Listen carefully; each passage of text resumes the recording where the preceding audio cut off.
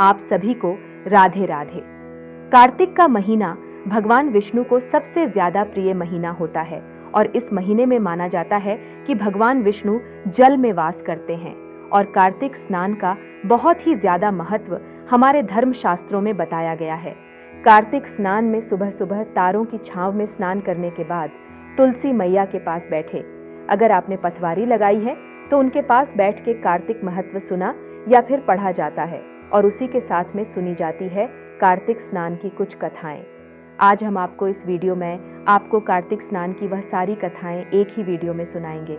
ये वीडियो आपके लिए बहुत ही महत्वपूर्ण है। वीडियो को अंत तक जरूर सुने और कथा सुनते समय आप अपने हाथ में कुछ अक्षत या पुष्प ले लें। कभी भी खाली हाथ कथा ना सुने और कथा सुनने का पूरा पुण्य प्राप्त करने के लिए आपको बीच बीच में हुंकारे जरूर भरते रहने चाहिए। तो देखिए, सबसे पहले कथा हम सुनाने जा रहे हैं गणेश भगवान की, क्योंकि सभी पूजा में सबसे पहले गणेश जी की पूजा की जाती है। तो बोलिए गणपति भगवान की जय। विनायक जी की कथा। एक विनायक जी महाराज थे। चुटकी में चावल कुलिया में दूध लिए फिर रहे थे, कोई मेरी खीर बना दे, कोई ना बनावे, जरा से दूध चावल की कैसे खीर बने। एक बुढ़िया थी, बोली ला बेटा मैं बना दूं।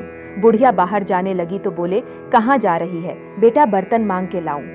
बोले देख तेरे घर में। अंदर देखे दूध का टोकना भरा है, चावल की परात भरी है, चूल्हा जला के खीर बनाई। खीर निकलने लगी।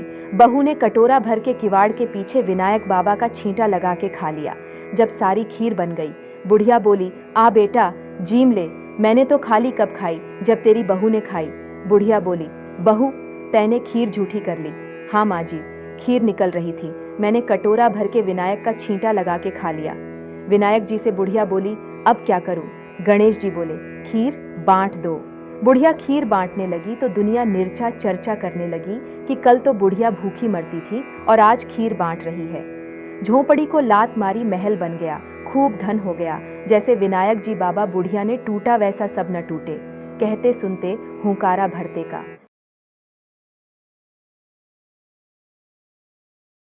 तुलसी जी की कहानी। कार्तिक महीने में सब स्त्रियां तुलसी माता को सींचने जाती। सब तो सींच कर आती, परंतु एक बुढ़िया आती और कहती कि हे तुलसी माता, सत की दाता मैं तेरा बिरवा सींचती हूँ, मुझे बहू दे, पीले रंग की धोती दे, मीठा मीठा ग्रास दे, बैकुंठ में वास दे, चटक की चाल दे, अच्छी मृत्यु दे, चंदन का काट दे, अच्छा राज दे, दाल भात खाने को दे और 11 के दिन दे, कृष्ण का कांधा दे। तब तुलसी माता यह बात सुनकर सूखने लगी तो भगवान ने पूछा कि हे तुलसी, तुम क्यों सूख रही हो। तुलसी माता ने कहा मेरे मन की मत पूछो। तब भगवान ने कहा कि अगर मैं यह बात नहीं पूछेगा तो कौन पूछेगा।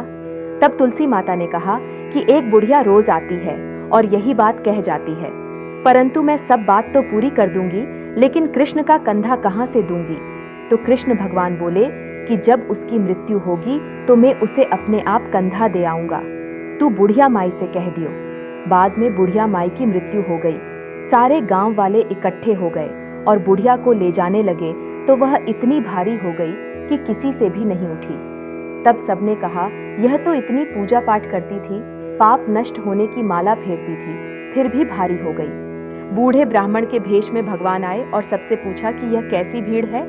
तब एक पुरुष बोला कि यह बुढ़िया मर गई, पापणी थी इसीलिए किसी से नहीं उठती। तो भगवान ने कहा मेरे को एक बात कान में कहने दो तो उठ जाएगी। तो भगवान ने कान के पास जाकर कहा कि बुढ़िया माई मन की निकाल ले, पीतांबर की धोती ले, मीठा मीठा ग्रास ले, वैकुंठ का वास ले, चटक की चाल ले, चंदन का काट ले, झालर की झंकार, दाल भात को जीम और कृष्ण का कंधा ले। फिर यह बात सुनकर बुढ़िया माई हल्की हो गई। भगवान जी अपने कंधे पर ले गए, आखिर उसे मुक्ति मिल गई। हे तुलसी माता, जैसी उसकी मुक्ति करी वैसी हमारी भी करना, और जैसे भगवान ने कंधा उसको दिया वैसा हमें भी देना।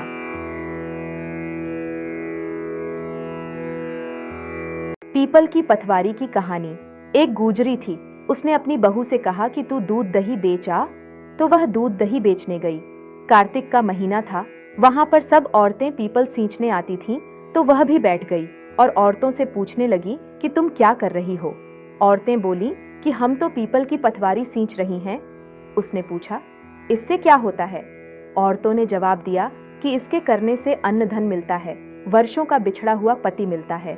उस गुजरी ने कहा कि तुम तो पानी से सींच रही हो, मैं दूध दही से सींचूंगी। उसकी सास रोज कहती कि तू दूध दही बेचकर पैसे लाकर दे, तो उसने कहा जब कार्तिक का महीना पूरा हो जाएगा तब ला दूंगी। और कार्तिक का महीना पूरा हो गया। पूनम के दिन गुजरी पीपल पथवारी के पास धरना लेकर बैठ गई। पीपल ने पूछा कि तू यहाँ क्यों पड़ी है? उसने कहा मेरी सास दूध दही के पैसे मांगेगी। पीपल ने कहा मेरे पास पैसे नहीं हैं, ये भांटे डंडे पान पत्ते पड़े हैं, वह ले जा और गुल्लक में रख दियो। जब सास ने पूछा पैसे लाई है? तो गुजरी ने कहा मैंने पैसे गुल्लक में रखे हैं। तब सास ने गुल्लक खोलकर देखी तो सास देखती रह गई कि उसमें हीरे मोती जगमगा रहे हैं, पत्तों का धन हो गया। सास बोली कि बहू इतना पैसा कहाँ से लाई? बहू ने आकर देखा तो बहुत धन पड़ा है। तब गुजरी ने कहा सासू जी, मैंने तो 1 महीना दूध दही से पीपल की पथवारी में सींचा था और मैंने उससे धन मांगा था तो उसने मुझे भांटे डंडे पत्ते दिए थे जो मैंने गुल्लक में रख दिए थे और वह हीरे मोती हो गए। तब सासू जी ने कहा कि अब की बार मैं भी पथवारी सींचूंगी। सासू दूध दही तो बेच आती और हांडी धोकर पीपल पथवारी में रख आती और बहू से कहती कि तू मेरे से पैसे मांग। तो बहू ने कहा कि कभी बहू भी सास से पैसे मांगती है। तो सास बोली कि तू मेरे से पैसे मांग। तो बहू ने सास से दूध दही के पैसे मांगे। तो सासू जी पीपल पथवारी पर जाकर धरना लेकर बैठ गई तो डंडे पत्ते पान भाटे उसे भी दिए और कहा गुल्लक में जाकर रख दे। फिर बहू ने खोलकर देखा तो उसमें कीड़े और बिलाव चल रहे थे। गुजरी ने सास से कहा यह क्या है? तो सास देखकर बोली कि पीपल पथवारी ने तेरे को तो अन्न धन दिया और मुझे कीड़े मकोड़े दिए। तब सब बोले कि बहू तो सच से सींचती थी और सासू जी धन की भूख से सींचती थीं, इसीलिए हे पथवारी माता, जैसे बहू को दिया वैसे सबको दियो, जैसा सासू जी को दिया वैसा किसी को मत दियो। 8वां वार की कथा। एक माँ बेटा थे। माँ गंगा जी नहाने गई तो बहू से कह गई कि मेरे बेटे को सुबह रोटी दे दियो। उसने कहा अच्छा दे दूंगी। सुबह बेटा बोला माँ रोटी दो। बहू बोली ना माँ है ना रोटी, कमा के लाओगे तभी रोटी दूंगी। वह बोला भागवान, मैं तो कमाना ना जानूं। लेकिन बहू नहीं मानी। उसने कहा अच्छा तो 4 रोटी आम का अचार दे दो। बहू ने बनाकर दे दी। वह रोटी लेकर कुएं की पाल पर जाकर बैठ गया और कहने लगा राम कमानो ना जाने। भगवान ब्राह्मण का वेश बनाकर आए। बोले तुम ऐसे उदास क्यों बैठे हो? वह बोला मेरी पत्नी ने कहा है कि कमा के लाओगे तो रोटी मिलेगी, पर मैं कमाना नहीं जानता। ब्राह्मण बोले भैया कमाना तो मैं भी नहीं जानता, हाँ पर मैं 8 वारों का नाम जानता हूँ जिससे तेरे अटूट भंडार हो जाएंगे। चावल के दाने और पानी की घंटी ले लो, ढके बर्तन को उघाड़ो, औंधों को सीधा करो। ब्राह्मण ने कही उसने सुनी। इतवार, सोमवार, मंगलवार, बुधवार, बृहस्पतिवार, शुक्रवार, शनिवार 8 वारों का आसरा भरियों पीहर सासरा अटूट भंडार होते चले गए। घर पहुंचा तो बीवी बोली क्या लाए? उसने कहा 8 वारों का नाम लाया हूँ। बीबी ने सोचा चलो कुछ तो लाया है। चावल के दाने और पानी की घंटी ला, औंधों को सीधा, ढकों को उघाड़ो। उसने कही उसने सुनी। इतवार, सोमवार, मंगलवार, बुधवार, बृहस्पतिवार, शुक्रवार, शनिवार 8 वारों का आसरा भरियों पीहर सासरा अटूट भंडार होते चले गए। बहू से बोला मैं बेटी के जा रहा हूँ। फटे से कपड़े पहनकर बेटी के गया। बच्चे बोले नाना आए, नाना आए। बेटी बोली कैसे भेष में आए हैं? बच्चे बोले मैले भेष में आए हैं। बेटी बोली आए क्या हैं? 2 दिन की रोटी तोड़ने आए हैं। सच है गरीबी सब कुछ कहला देती है।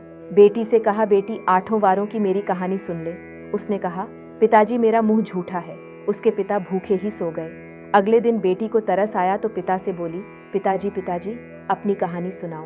पिताजी ने कहा चावल के दाने लाओ, पानी की घंटी लाओ, ढकों को उघाड़ो, औंधों को सीबा करो।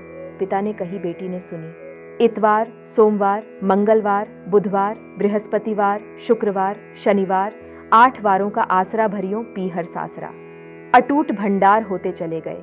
बेटी भर भर के बोइये बांटने लगी। पड़ोसन ने कहा तुम तो कह रही थी मेरा बापू कुछ नहीं लाया, फिर ये भर भर के बोइये कैसे बांट रही हो? बेटी ने उत्तर दिया मेरे बापू तो खाली हाथ ही आए थे, ये तो 8 वारों की कहानी का फल है। पड़ोसन बोली अपने बापू से हमको भी कहानी सुनवा दो। उसने पिताजी से कहा।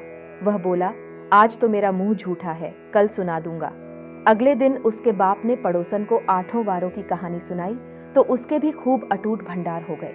जैसे उस ब्राह्मण के 8 वारों की कहानी से सबके अटूट भंडार भर गए। कहते सुनते हुंकारे भरते के भरे। नित्यनेम की कहानी। एक बूढ़ा बाबा था, खाने कमाने जाता था। रास्ते में एक मंदिर था, वहां बहुत सी महिलाएं बैठी नित्यनेम की कहानी कह रही थीं। बाबा बोला, बेटियों तुम ये क्या कह रही हो? वे बोली, बाबा हम नित्यनेम की कहानी कह रही हैं, तुम भी सुन लो। सोमवार, मंगलवार, बुधवार, बृहस्पतिवार, शुक्रवार, शनिवार, रविवार, पीछे आया सोमवार महादेव का वार। 9 निध 12 सिद्ध बूढ़े बाबा तेरा आसरा, भरियो पीहर सासरा, धन के ढेर लग गए। बाबा तेरे भाग का हुआ है, मेरे भाग्य का होगा तो घर नहीं हो जाएगा। घर गया। बुढ़िया बोली, कुछ कमा के लाया? बूढ़ा बोला, हाँ बहुत कुछ कमा के लाया। नित्यनेम का नियम लाया, जगह जोत की रोटी लाया, लोटा भर के पानी का, चावल चीनी के दाने लिया। नित्यनेम की कहानी कहेंगे। नित्यनेम की कहानी कही। सोमवार, मंगलवार, बुधवार, बृहस्पतिवार, शुक्रवार, शनिवार, रविवार, पीछे आया सोमवार महादेव का वार। 9 निधि 12 सिद्धि। बूढ़े बाबा तेरा आसरा, भरियो पीहर सासरा, तो महारे तो बहुत हो गया। बेटी के बेरा ले आवे, बेटी के घर गया। बोला, बेटी तू दुखी के सुखी? बेटी बोली, बाबा मैं तो बहुत दुखी। हो तो खा ले, न तो मुंह पे हाथ फेर के सो जा। कोई बात न बेटा, सब कुछ हो जाएगा। नित्यनेम का नियम ले ले। लौटा भर के पानी लिया, चावल चीनी के दाने लिया। बेटी लौटा भर के पानी लाई, चावल चीनी के दाने लाई। कहानी कही सोमवार, मंगलवार, बुधवार, बृहस्पतिवार, शुक्रवार, शनिवार, रविवार, पीछे आया सोमवार महादेव का वार। 9 निधि 12 सिद्धि बूढ़े बाबा तेरा आसरा, भरियो पीहर सासरा। कहानी कहते ही धन के ढेर लग गए। दौरानी जेठानी भागी आई, पूछने लगी, तेरे पिताजी आए क्या लाए? जवाब मिला, मेरे पिताजी तो बहुत कुछ दे गए, नित्यनेम का नियम दे गए, जगह जोत की रोटी दे गए। दौरानी जेठानी बोली, हमने भी सुना दे। वह बोली, तुम भी सुन लो। सोमवार, मंगलवार, बुधवार, बृहस्पतिवार, शुक्रवार, शनिवार, रविवार, पीछे आया सोमवार महादेव का वार। 9 निधि 12 सिद्ध बूढ़े बाबा तेरा आसरा, भरियो पीहर सासरा। धन के ढेर लग गए, जैसे नित्यनेम भगवान बाबा के टूटा, बेटी के टूटा, ऐसे सबके टूटियों। कहते ने सुनते ने हुंकारे भरते ने। धर्मराज जी की कहानी। एक बुढ़िया माई थी, वह व्रत नियम बहुत रखती थी। एक दिन भगवान के घर से यमदूत लेने आए। बुढ़िया माई यमदूत के साथ चली गई। आगे गहरी नदी बह रही थी। बुढ़िया माई डूबने लगी। तब यमराज जी ने पूछा, माई गाय दान की हुई है क्या? तब बुढ़िया माई ने मन में गाय माता का ध्यान किया तो गाय माता उपस्थित हो गई। गाय की पूंछ पकड़कर बुढ़िया माई नदी पार हो गई। आगे गई तो काले कुत्ते खाने दौड़े। तब यमराज जी ने पूछा, कुत्ते को रोटी दी है क्या? बुढ़िया माई ने मन में कुत्ते का ध्यान किया तो कुत्ते चले गए। आगे चली तो काले कौए बुढ़िया माई को चोंच मारने लगे। तब यमराज जी ने कहा कि ब्राह्मण की बेटी को सिर में तेल लगाने को दिया है कि नहीं? बुढ़िया माई ने ब्राह्मण की बेटी को याद किया तो कौए ने चोंच मारना छोड़ दिया। आगे गई तो पैरों में कांटे चुभने लगे। तब यमराज जी ने कहा कि चप्पल दान की है क्या? बुढ़िया माई ने याद किया तो चप्पल पैरों में आ गई। आगे चली तो चित्रगुप्त जी ने यमराज जी से कहा, आप किसको ले आए हो? तब यमराज जी ने कहा कि बुढ़िया माई ने दान पुण्य तो बहुत किया है, पर धर्मराज जी का कुछ नहीं किया, इसलिए आगे के द्वार बंद हैं। तब बुढ़िया माई बोली कि मुझे 7 दिनों के लिए धरती पर जाने की आज्ञा दो। 7 दिनों तक कहानी सुनकर उद्यापन करने के बाद वापस आ जाऊंगी। बुढ़िया माई वापस धरती पर आ गई। पूरे गांव में खबर फैल गई कि बुढ़िया माई भूतनी का रूप धारण करके आ गई। वह जब अपने घर को गई तो बेटे बहू ने भूतनी समझकर घर के द्वार बंद कर दिए। तब उसने अपने बेटे और बहू को कहा कि मैं भूतनी नहीं हूँ, मैं तो धर्मराज जी के कहने के अनुसार वापस आई हूँ। मैं नियमानुसार प्रत्येक दिन धर्मराज जी की कहानी सुनकर उद्यापन करके वापस परलोक चली जाऊंगी। यह सुनकर बेटे ने उद्यापन की पूजा की सभी सामग्री एकत्रित कर दी, लेकिन कहानी का हुंकारा नहीं भरा। तब बुढ़िया माई पड़ोसन के पास गई और कहानी सुनने को कहा। पड़ोसन ने कहानी सुनी और हुंकारा भर दिया। बुढ़िया माई ने 7 दिनों के पश्चात कहानी सुनकर उद्यापन कर दिया और सभी सामान दान कर दिया। तब धर्मराज जी ने बुढ़िया माई के लिए धरती पर विमान भेजा। विमान देख सभी गांववासी स्वर्ग जाने को तैयार हो उठे। बुढ़िया माई बोली कि मेरी कहानी तो सिर्फ पड़ोसन ने ही सुनी है, तो सभी गांव वालों ने बुढ़िया माई के पांव पकड़ लिए और धर्मराज जी की कहानी सुनाने का आग्रह किया। कहानी सुनने के पश्चात सभी विमान में बैठकर स्वर्ग पहुंचे तो धर्मराज जी ने कहा कि मैंने तो सिर्फ बुढ़िया माई के लिए विमान भेजा था, पर यहाँ तो सभी गांववासी एकत्रित हो गए। तब बुढ़िया माई ने कहा कि मेरी कहानी इस सभी ने सुनी है, इसलिए आधा पुण्य इनको भी दो। तब धर्मराज जी ने सभी गांववासी को स्वर्ग में वास दिया। सो हे धर्मराज जी महाराज, जैसे बुढ़िया माई को स्वर्ग में वास दिया, वैसे सभी कहने सुनने हुंकारी भरने वालों को स्वर्ग का वास दो। बोलो यमराज जी की जय। लपसी तपसी की कहानी। एक लपसी एक तपसी था। तपसी तो भगवान की तपस्या करता था और लपसी सवा सेर की लस्सी बनाकर भगवान का भोग लगाता और लौटा हिलाकर जीम लेता था। एक दिन दोनों लड़ने लगे। लपसी बोला कि मैं बड़ा हूं और तपसी बोला कि मैं बड़ा हूं। इतने में नारद जी आए और पूछा कि तुम क्यों लड़ रहे हो। लपसी ने कहा मैं बड़ा हूं और तपसी ने कहा मैं बड़ा हूं। तपसी बोला मैं सारे दिन भगवान की पूजा करता हूं। नारद जी बोले कि मैं तुम्हारा फैसला कर दूंगा। दूसरे दिन तपसी नहाकर आने लगा तो नारद जी ने 1.25 करोड़ की अंगूठी उसके आगे फेंक दी। उसने आंख खोलकर देखा तो 1.25 करोड़ की अंगूठी पड़ी है। तब तपस्वी ने वह अंगूठी उठाकर बगल के नीचे दाब ली और तपस्या करने लगा। लपसी सुबह उठकर नहाकर 1.25 सेर लस्सी बनाकर भगवान का भोग लगाकर लौटा हिलाकर जीमने लगा। इतने में नारद जी आए और दोनों को बिठाया। तब दोनों बोले कि कौन बड़ा है। तब तपस्वी ने कहा मैं बड़ा हूं। नारद जी बोले तू घोड़ा उठा। घोड़ा उठाया तो 1.25 करोड़ की अंगूठी निकली। तब नारद जी बोले कि ये अंगूठी तो तूने चुराई है, इसलिए तेरी तपस्या भंग हो गई, इसलिए लपसी बड़ा है। तपस्वी बोला कि महाराज मेरी तपस्या का फल कैसे मिलेगा। तो नारद जी बोले तेरी तपस्या का फल कार्तिक नहाने वाली देगी। फिर नारद जी बोले कि सबकी कहानी कहकर तेरी कहानी ना कहें तो कार्तिक का फल खत्म हो जाएगा। नगर बसेरे की कथा। एक जाट था, एक भाट था। दोनों गहरे दोस्त थे। जाट चला अपनी बहन के, भाट चला सासरे। रास्ते में कुएं की पाल पर दोनों बैठ गए। जाट बोला नगर बसेरा कर ले। भाट बोला कि मैं तो ससुराल जा रहा हूं, खूब खातिर होगी, सो तू कर। जाट कुएं की पाल पर बैठकर पानी की घंटी और चावल का दाना लेकर नगर बसेरा करने लगा और बोला नगर बसेरा जो करे सो मल धोवे पांव, ताता मांडा तापसी देगी मेरी माँ। माँ देगी मावसी, देगी द्वारका का वास, मीठा मीठा घास वृंदावन का वास, 5 कुल्ठी छठी रास। मेरा जिबड़ो श्री कृष्ण के पास, डालुओं पानी हो जाए घी, झट से निकल जाए मेरा जी। कर करा के चल पड़ा।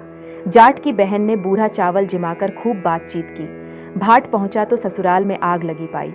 बुझाते बुझाते, राख उठाते उठाते हाथ भी काला, मुंह भी काला, रोटी न पानी। पड़ोसन आई बोली जवाई आया, उसकी भी पूछ कर लो। सास बोली क्या करूं, मेरा टापड़ा भूपता चला आया। पड़ोसन ने 1 रोटी और छाछ दी, उसने खा ली। शाम को दोनों दोस्त फिर मिले। दोनों बोले कह बात। भाट बोला मेरे ससुराल में आग लगी पाई, बुझाते बुझाते हाथ भी काला, मुंह भी काला, रोटी ना पानी। जाट बोला मेरी तो खूब खातिर हुई, मैंने कही थी ना नगर बसेरा कर ले। बोला आ अब कर ले। भाट बोला अब भी ना करूं, तेरी मावसी है, पता नहीं रोटी दे या ना। तेरी तो माँ है, दही की छनछली, चूरमा की पेड़ी घरी पावेगी। भाट ने नहीं किया, जाट ने नगर बसेरा करा। नगर बसेरा जो करे सो मल धोवे पांव, ताता माड़ा तापसी देगी मेरी माँ। माँ देना मावसी, देगी द्वारका का वास, मीठा मीठा घास वृंदावन का वास, 5 कुल्ठी छठी रास। मेरा जिबड़ो श्री कृष्ण के पास, डालू पानी हो जाए घी, झट से निकल आए मेरा जी। करके चल पड़ा। घर पहुंचते ही जाट की मावसी ने बहुत लाड चाव किया। भाट घर गया तो उनकी भैंस खो गई। पिताजी 1 लाठी धरे 1 उठावे, बोला कि ससुराल गया तो आग लगा दी, यहाँ आया तो भैंस खो दी। पहले भैंस खोज कर ला, तभी रोटी पानी मिलेगी। सारा दिन हो गया ढूंढते ढूंढते, पर भैंस नहीं मिली। बाजार में फिर दोनों मिले तो जाट ने पूछा क्या खबर है। भाट बोला कि आते ही मेरे पिताजी की भैंस खो गई, उसी दिन से ही ढूंढ रहा हूँ, रोटियों का ठिकाना नहीं। जाट बोला मैंने पहले ही कहा था नगर बसेरा कर ले। भाट बोला कि तेरे नगर बसेरे में इतना गुण है तो अब कर ले। दोनों नगर बसेरा करने लगे।